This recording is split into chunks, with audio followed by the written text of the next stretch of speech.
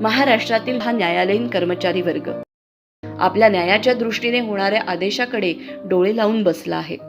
सर्व कर्मचाऱ्यांचे पालकत्व आपल्याकडे असल्यामुळे सर्वांना समान न्याय या न्यायमंदिरात मिळेल अशी आशा आणि गाढा विश्वास वाटतो.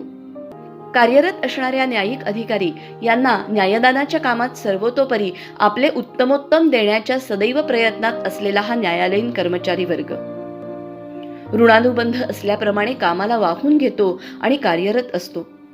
बरेचदा मागचा पुढचा विचार न करता कर्तव्य सूचीतील कामं सोडून इतर अनुषंगिक कामं देखील कर्मचारी करत असतात.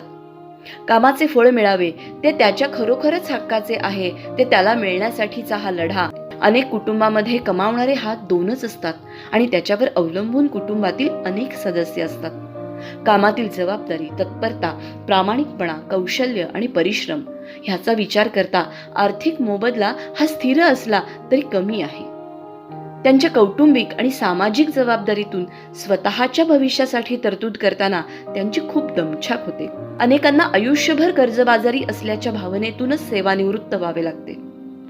या सर्व बाबींचा विचार करता महाराष्ट्रातील सर्व न्यायालयीन कर्मचाऱ्यांना किमान इतकी वर्ष एकनिष्ठ सेवा केल्यानंतर आपण आपलं भविष्य चांगलं बघू शकतो याचं असणारं समाधान हे अवर्णनीय आहे.